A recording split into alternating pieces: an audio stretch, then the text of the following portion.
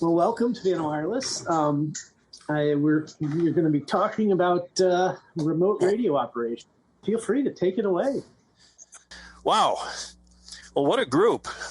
It's an honor here to speak with you, and thank you very much for asking. My call is K9 Sugar Oscar, and I've been a ham for 7 years. I'm not going to enunciate that. And I've been remoting for almost 30 of it. And it's a lot of fun, and I'm going to go into, this is not a technical presentation, but it's intended to kind of pique your interest in what remoting is all about is your own personal solution and how you modify it. I think it's an awful lot of fun. Now, what I'm not going to be covering in here is some of the digital modes and D-Star, Echolink, wires, EQ-SO, and things like that. There's plenty of presentations on that. If you're really into digital remoting, it's really an entirely different subject. What I'm going to be covering here is analog radios and specific applications for HF bands. Many of the techniques can be used on VHF, UHF radios, of course, but this is essentially something that we want to cover on the analog radios. So I'm going to be covering 5 basic techniques of remoting, and I've kind of named them here. There's the CAT computer-aided transceiver connection with a remote desktop. Very simple thing to do. Then we're going to add in a serial server, which essentially is a long cord between your two sites. A third technique is a web server at the remote site. A fourth technique, proprietary radio software. This is software that's made from FlexRadio or Yaesu or ICOM. You can buy it, and it can control various radios, specific radios, and finally, what I have always considered the holy grail of remoting is control head linking, and that's where you have a radio that has a control head that you just remove, and you link it back to the radio unit at a remote location. It's an awful lot of fun, and it gives you that real radio feel. Now, all of these techniques additionally require a two-way audio channel. Usually that's done in VoIP. When I first started doing it, I did it on 450 links. I did it on telephone lines and so forth. But it's very simple today. This is my station. This is something I call wireless. Anyway, this is what I was talking about, the 5 basic techniques for remoting. CAT connection, CAT plus serial server, web server, and proprietary radio software. I'm going to give you a little tickler here about control head linking. It's really cool, and it's a lot of fun. I'll show you what I've put together here. So anyway, in the early days, like I was saying, it was all DTMF control over 450 links. It was really tough.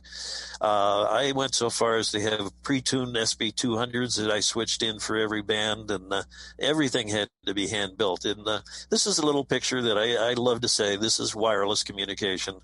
Hi. Why we call it that is anybody's guess. Anyway, today it's a lot simpler, but there's still a lot of cables. So this is my Wisconsin rack.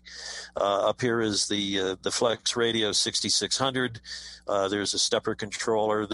This is a power, some miscellaneous power distributions, and you can't really see it in this picture, but that's an IC706 and an antenna switch control and so forth, and then just some storage over here on the left. I have a similar station set up down in North Carolina, but I play with this so darn much that I can never keep this neat, and I always want to have a little bit better operating position than that. So why remote? There's all kinds of reasons why you might want a remote. Of course, antenna restrictions are the top. We can't all put up antennas, and it is a shame. But this in the upper right-hand corner over here is my station operating position here in Wisconsin. And it consists of, you can see it over here, that's an IC706 control head that's remoted into the basement. This is a PC monitor that's operating my FlexRadio, and there's a paddle on And this is a little tuning knob. For those that really want the radio feel, there are knobs you can spin. You don't have to do everything with a mouse. Anyway, there's a creepy man hiding in my basement. Get out of there. Operate in a place that's comfortable. Operate in a place where the XYL can see you and keep an eye on you. This is where you can go. This is my Wisconsin living room. You can see my operating position back here in the corner. In the far left-hand corner out of view is a TV set, and we can all watch TV together. Or I could take it down to the dock and go on vacation and enjoy the view while I'm chasing some DX. So I'm just going to give it a little tickler here. This is what I call the RetroRig, and I call it that because it has kind of a look of 1960s era CB radios. It didn't start out that way, but when I finished it, it just kind of looked that way. So, but they pack quite a powerful portable punch. They're battery operated. They're Wi-Fi hotspot linked. They're all band, all mode radio controllers. The one on the left is based on the Kenwood TSB 2000, and the one on the right you may recognize as a IC 706 Mark II-G.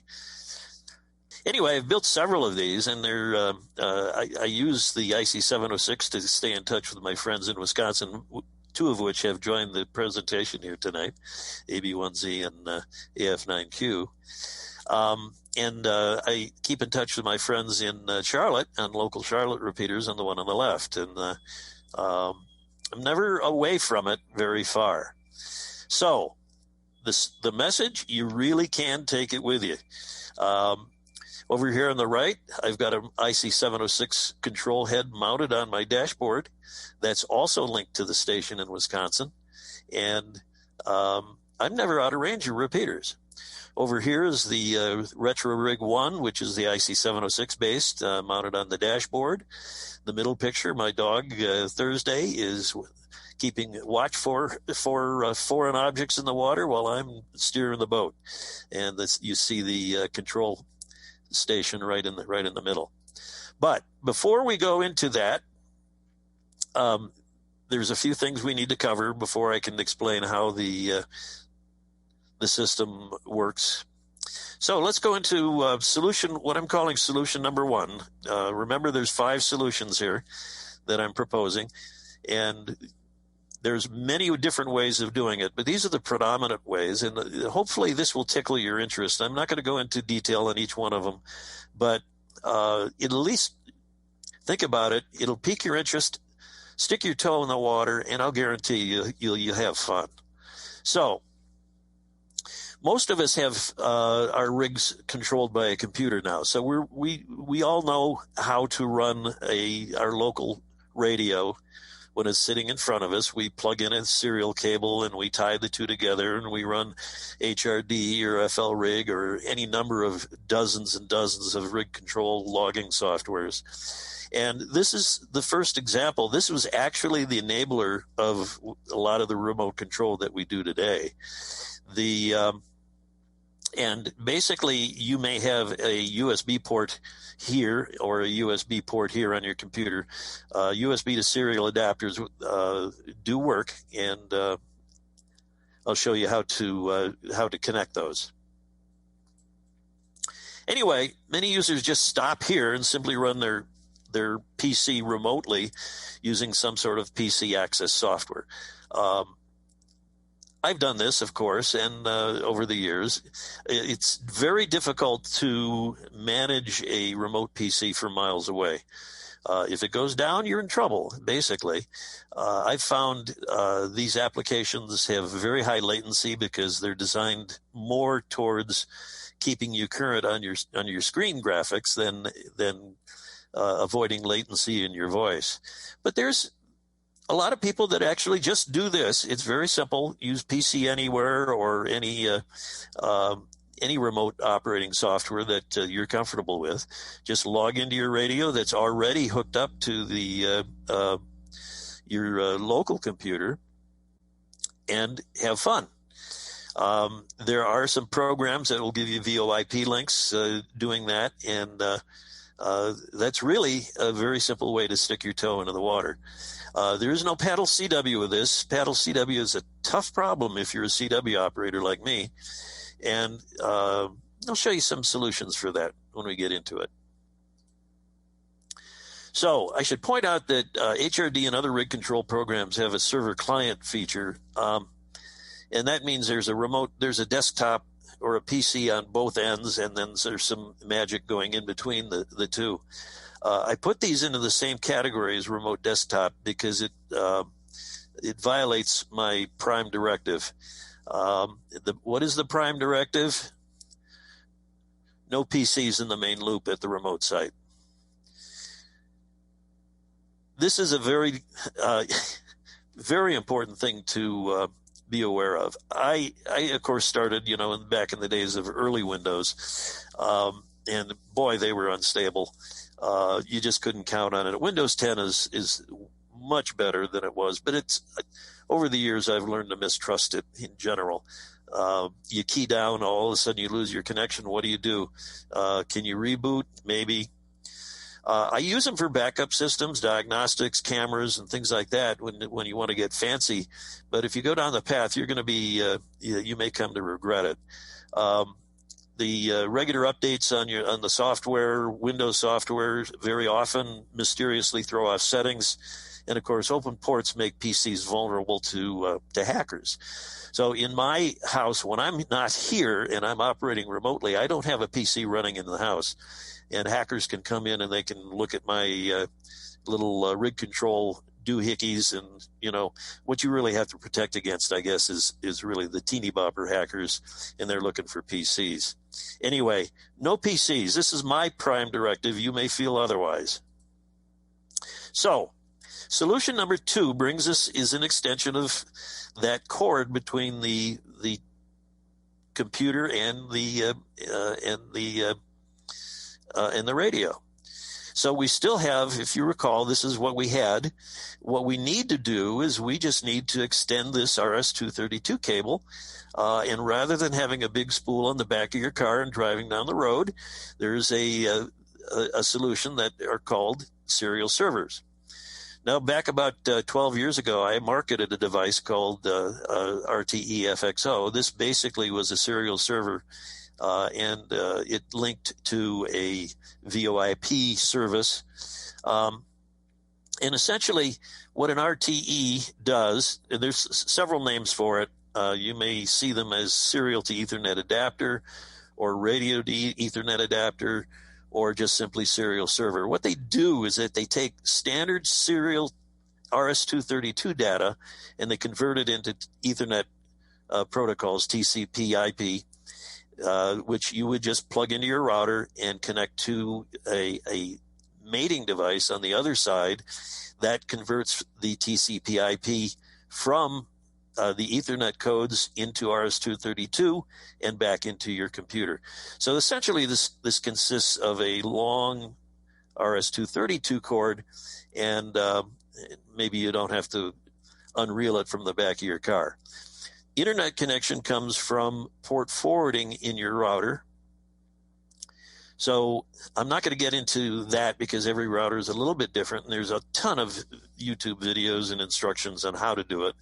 But you do need port forwarding if you're going to go into the internet connection. Now this, I really encourage you to get it to work on your local LAN before you start going for the big score. So there are some low-cost serial servers. Okay, this one over here from USR is only about $30 on eBay. And they range from $30 up to $150. And frankly, I've never really seen too much difference between the expensive ones and the cheap ones. The adapters I talk about, if you have a USB port on either your computer or your radio, you need in order to operate these, because it is RS-232, in order to operate these, you need the adapter cable. FTDI chips are the recommended chips that go in there, by the way. Don't use the prolific chips. You will be sorry. I'm going to introduce you to the RemoteRig boxes. they seem expensive at this point of the presentation, but I'll explain what their worth is here. And for now, I'm just going to say that the RemoteRigs have 3 serial servers built in. And why 3? Well, you may want serial servers to control other things than just your radio. For example, you might have a serial connected web page. Antenna rotor controller, or your amplifier may be serial connected. Having additional serial connections between you and your remote site is always helpful. If not for safety, it's just for convenience on other things. So your radio also needs a VoIP link. Excuse me. Get a little rid of my Corona cough here. So you need to, since you're not sitting in front of your radio anymore, you can't hear the speaker, and that microphone cord gets really, really long. There are some very good tutorials on how to roll this yourself using a pair of Raspberry Pis. They can, using a popular program called Talk Connect, which is based on the Mumble protocol. You can establish not only the bidirectional audio link, but also a PTT link. This gets very, very complicated, and it is a presentation all on its own. It is something that hopefully you can avoid, and I'll explain in just a second, because it's included in the RemoteRig boxes. So remember, you need 2 distinct links. You need the VoIP link for microphone and speaker, and you need the control link that links your computer and your operating software to your radio. Important to note that with this application, the control software is next to you where you're operating, and we're sending control data back to the radio. You'll see in the web page solution, it's just the opposite. Now, CW ops need yet another piece of equipment. This is getting complicated. And K1EL came up with his winkeyers, and he came up with a way to key one keyer and remotely key at a distant location. One of the problems with CW is the jitter in the TCP/IP communication. So you can't just send a key down signal. So you have to consider the facts that these packets are going to be arriving slightly different times. And if you're operating high-speed CW, it's very important that you don't get the CW codes mixed up. Shorten your dashes so that they sound like dits and that kind of thing. You can do this by adding a little bit of latency, and that's the simplest thing to do. And I usually add about 20 to 50 milliseconds of latency in there just to take care of the internet jitter. So anyway, like I said, it sounds complicated, but there are commercial solutions that roll it together. And now I'm going to sound like a RemoteRig commercial here, but I do use RemoteRig extensively here, but it's all based on this the serial server solution. So it's important to note, no PC required. It does not violate the prime directive. It has 3 serial servers. It has built in 2 bidirectional links. It also has remote switching capabilities, so there's other outputs that you can press a TTL level signal on this end, and a TTL level signal on the other end will change. So of course you need appropriate interfaces, and it has CW paddle keying, and it has a built-in keyer. So all you really need to do, it's not shown on this side, but on the back there is a jack for CW, and it handles the CW jitter problem very, very well. They also have, if you really want to spend some money here, they have some really cool high-end solutions where you can actually put a K3 on in front of you and have another K3 at your remote site. This gets pretty expensive. You need two K3s, but they do have a way of slaving the two together, and that's basically you turn the knob over here at the in front of you, and electrically the knob over here turns and changes the frequency just as if you were sitting in front of it. Very, very, very cool. Yaesu and some Kenwoods can be slaved too. So here's a list of some of the Yaesu radios that can slave a 950 to 950. A 950 can control an FTDX 5000, for example. A couple of TS590s can be slaved together. This is kind of the ultimate way of doing it, but it is it's not very cost effective. But it's just something to keep in mind. If you find a couple of deals on a pair of 590s, you might want to play with that. So solution 3 is the web server approach. Remember, I mentioned that in solution 2 with the serial server approach, you have a local computer in front of you, and that's running your logging software and your rig control software, and we're sending data to the remote site. The web server approach does it differently. Howard Nurse, W6HN, several years ago teamed up with MFJ. Okay, don't cringe. MFJ doesn't build most of this. But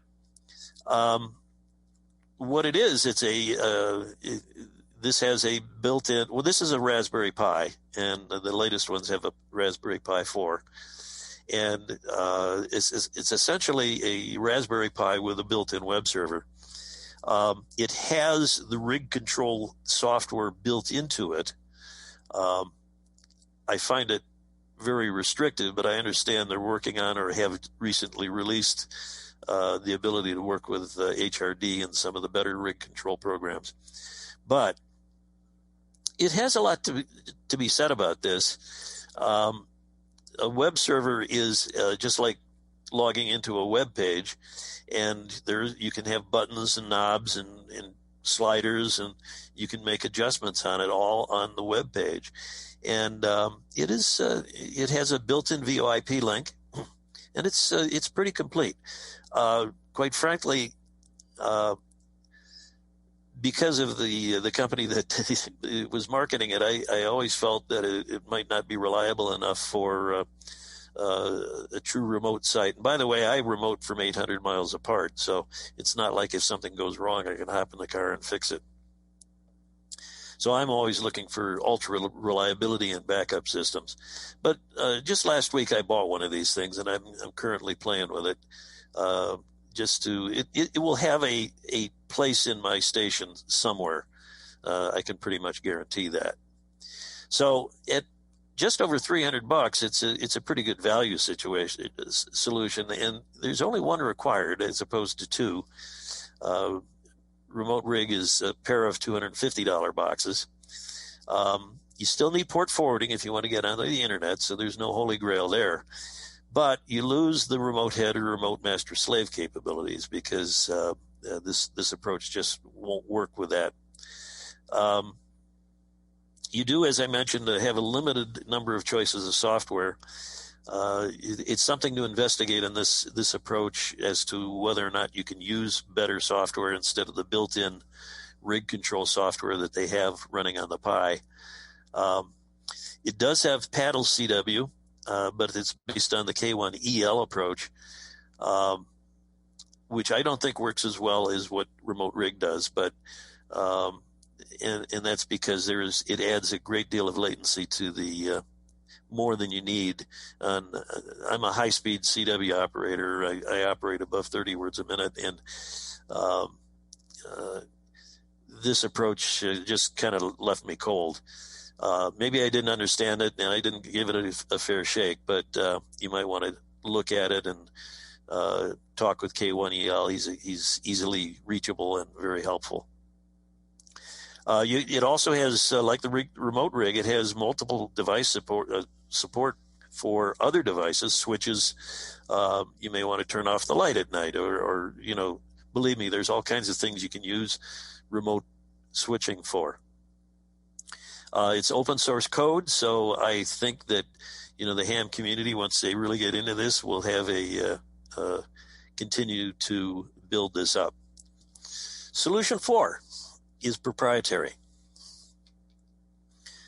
So by proprietary, I mean this is software offered by Kenwood or Yaesu or ICOM or FlexRadio. This is designed to remotely control their particular radio. They work with various degrees of success. I think that it's getting better and better. Some of the earlier proprietary software solutions, especially from Kenwood, really left me cold. But by far, the very best proprietary solution is made available by FlexRadio. Now, once again, FlexRadio, they ain't cheap. These radios can be $4,000 a pop. I'm showing it here with an optional control head called Maestro. This is the radio that I use on both ends, both of my stations in North Carolina and Wisconsin. It's the FlexRadio 6600, and it can be controlled by a PC. The PC is local to you again, just like in the serial server approach. Or you can have a Wi-Fi connected Maestro. The Maestro itself sells for about $1,100. So this is not a cheap solution, but without a doubt, it is the best real life mimicking software that you can have. And if you're not familiar with FlexRadio, the 6700 has what they call 6 slices. Each one of these slices on the computer screen has its own waterfall, has its own control circuitry. The shaded area here is the bandwidth settings. You can have individual bandwidth settings. It is truly like having 6 different radios on at the same time. I don't know about you guys, but I have a hard time paying attention to 6 radios. But if you're in a contest and you're working an SO2R situation and you're a contester, it's nice to say, hey, wow, 15 meters is opening up. You can just see it over here while you're working 20 meter CW or 20 meter phone or even FT8. You can watch the other bands. You can mouse click on them and change bands instantly. And it really is good. This is a Maestro shown on the right. So at both locations, I have 2 systems. I have the IC706 system, which I'll talk about here in a second, and a FlexRadio system. They share the big antenna and the big tower. I have a stepper DB18 up at 60 feet, and I can switch both systems between the remotely, but as I please. For example, I might want to operate HF Mobile on the 706 when I'm in the car, and I have the control head. And the 706, as you know, is a shack in a box, and it will give you a capability. I have capability from the car for 160 meters through all the way up to 1296, and it's fun. I had a friend of mine, W9GU, ride with me down in North Carolina about a month ago, and he was operating some 40-meter phone, and he was, of course, we were running 1,500 watts, with a beam and everything like that. So he was having just a ball, and he came up with a line that says, "Oh, we're going to have to QRX here for a second. Coming up to an overpass, got to lower the tower," and it just cracked me up. But anyway, I digress. Radio proprietary continued. ICOM, the RSBA1, they came out with version 2, which was not free if you bought our version 1. Bad ICOM. But it's actually a very good software. I did not like it. I bought it for my 9700, which is 2 meters and up. I didn't like it. I bought it for satellite operation. This remote software will not allow you to operate satellite because it doesn't have dual, believe it or not, it doesn't have dual VFO control. But it works very good. It has it transports the spectrum display across the internet. Very, very good software if you're not into cross banding and things like that. Works with a number of different radios. As I said, I bought it for the 9700 over here. Most of the rows are checked off here, and various different radios have different capabilities. But it's a very good, like I said, you can see the waterfall display. This is an example of an HF radio, of course. I'm not sure exactly which one that is. I stole that off their website, but it's getting there. These proprietary software programs are not terribly expensive. I think RSBA one sells for about $100 to $150, and if you watch it, you can get it for about $100. Windows Win for Yaesu. Yaesu's got their own. I do not have experience with this. I do have an FTDX 3000, so I will probably experiment with this. But I've heard good reports on it and people using it. You can get this is showing a HR Deluxe a front panel, control panel, and it does give you the ability to see the spectrum scopes, which is important. If you get used to a spectrum scope, not like Dean was talking about, but this is what this opens up a whole new era in ham radio. Anyway, it also has S meters and everything like that, so it has its capabilities, and I will probably play with this in the future myself. Elecraft has their own. Essentially, that's based on the RemoteRig system. They do make a K30 Mini. Basically, is a control head for their K3s and their newer radios. So this system works very well. As a matter of fact, there's a couple of companies out there now that are selling time on superstations, and they basically, to log into some of those, you need a RemoteRig sender control unit and some sort of a head for your Elecraft. Please don't do that. This is ham radio is all about building stuff yourself, not logging in and operating somebody else's station. I find that almost like cheating. Again, my personal opinion. So, the Holy Grail, in my humble opinion, what I've been working for 30 years and has achieved with the help of the RemoteRig system, many radios, and unfortunately this trend is going away, but many radios 5 to 10 years ago had remote control heads, removable heads. Now, what I'm going to be talking about is a remote control method that is very similar to the serial server and the CAT control, except we're not going to be using the CAT ports, the RS-232 ports on the transceivers. We're going to be intercepting the data that's flowing between the control head and the radio, and we're going to be sending that out over the Ethernet. Now, how do you do that? Well, interestingly enough, all of the radios shown here and most other radios communicate between the control head and the radio portion by ordinary serial TTL level serial data. A caveat here: serial data, TTL level serial data, is not RS-232. RS-232 spec actually implies plus or minus, I think, 18 volts or something. You do not want to plug that into your radio directly unless it has an RS-232 port. So in between the control head and the radio, you've got this various different speeds. The IC706 uses 19.2, but it's 19.2 and 8.1 standard serial data, but you've got to have a TTL level interface rather than the RS-232, which incidentally is built into the RemoteRig. So RemoteRigs can interface either to the TTL serial or the RS-232 data.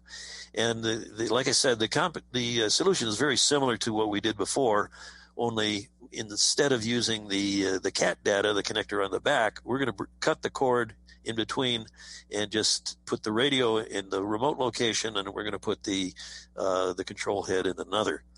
So it's the ultimate real feel experience because it is the real radio in front of you. There have been many attempts to decode this, including myself in the early days, but if you think about it, you don't need to understand what that data is that's being transmitted. You merely need to repeat it. The radio will understand it where you don't. So here's my 706 network. It just sort of grew. I got kind of crazy with it, but I put a radio unit down in the basement here in Wisconsin.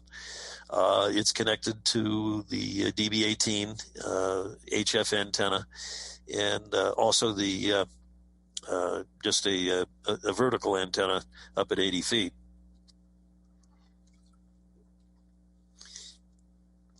You saw in a previous picture that I had one in the Wisconsin living room. I have another one in my North Carolina living room. I have one in the basement so that I can control things. Things go wrong in remoting.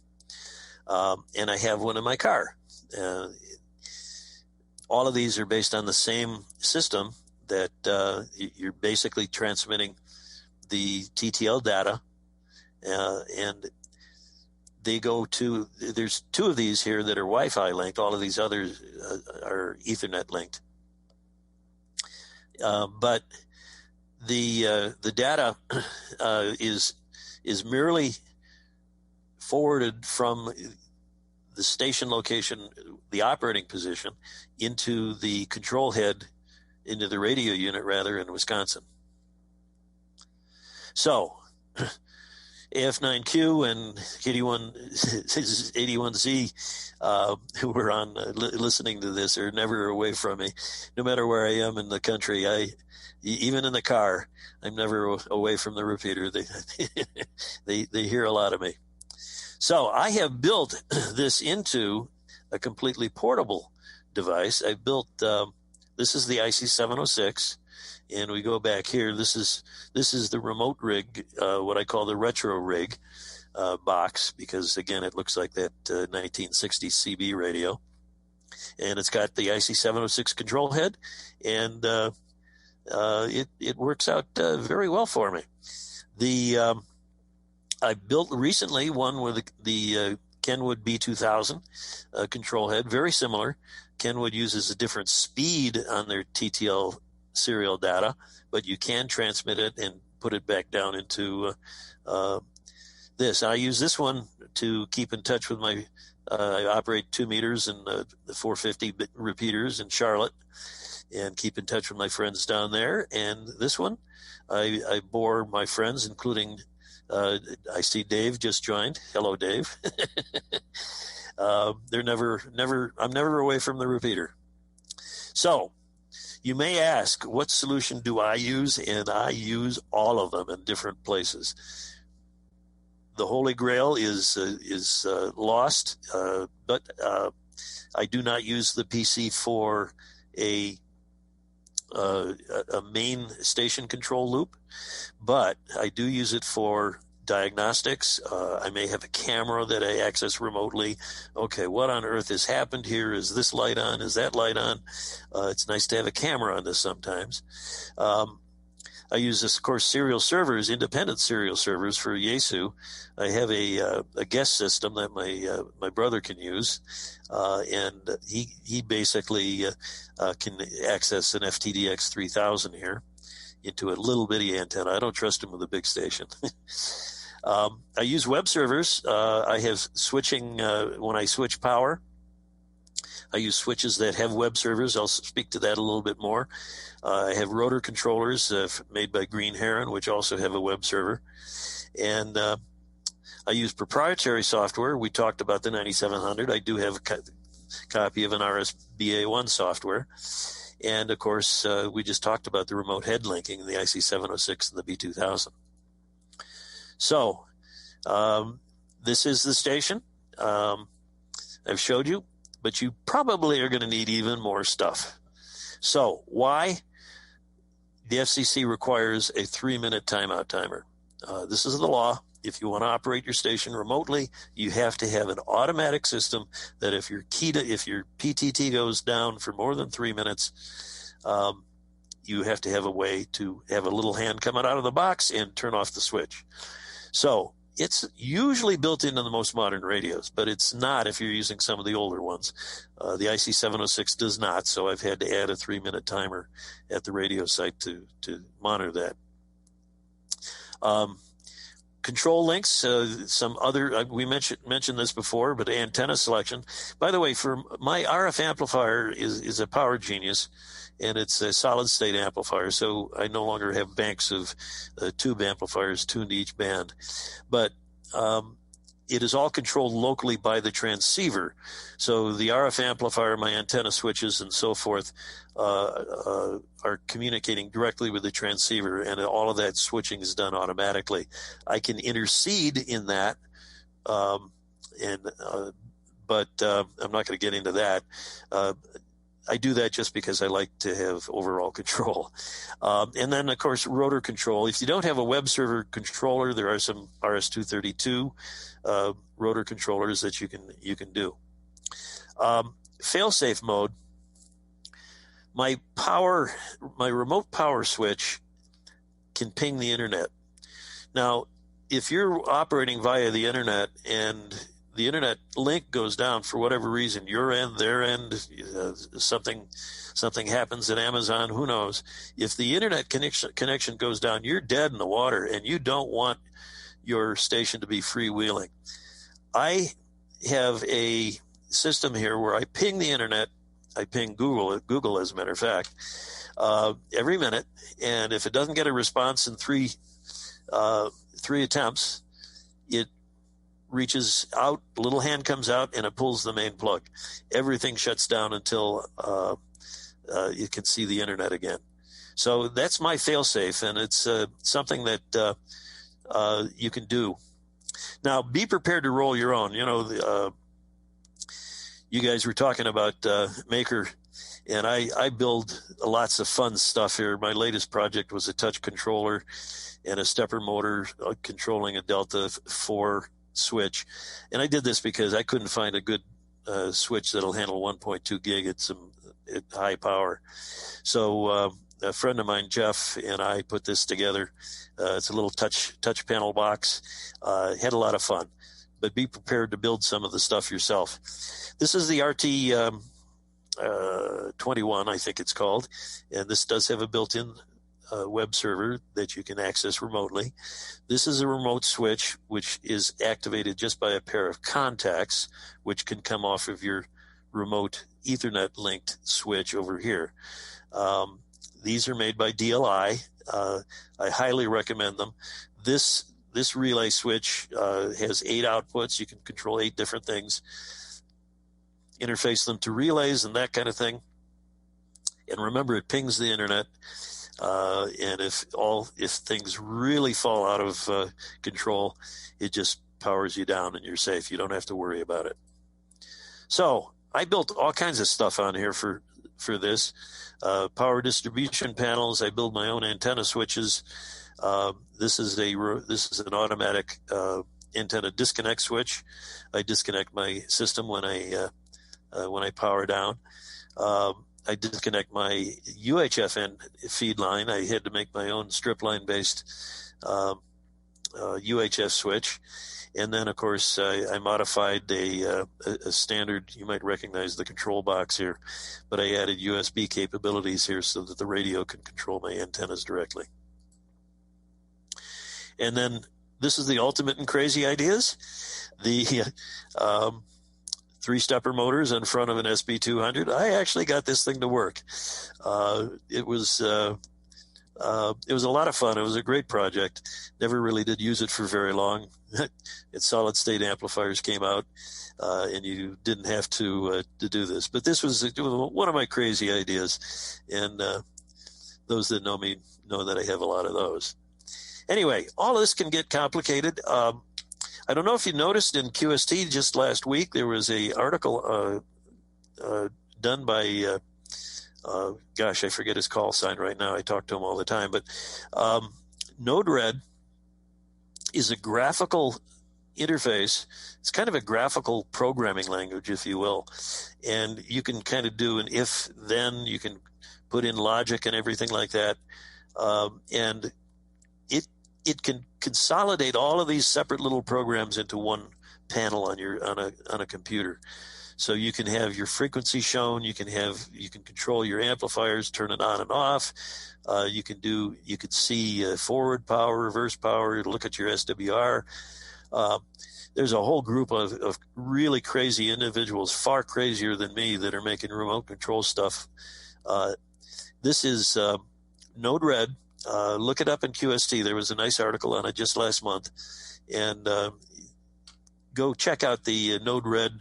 If you're a FlexRadio operator, there's a NodeRed Flex group that meets and has a blog. It's really, really good. I have dabbled in this, but I'm still at the point where I'm controlling everything by independent screens.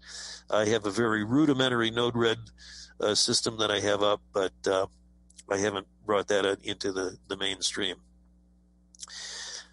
So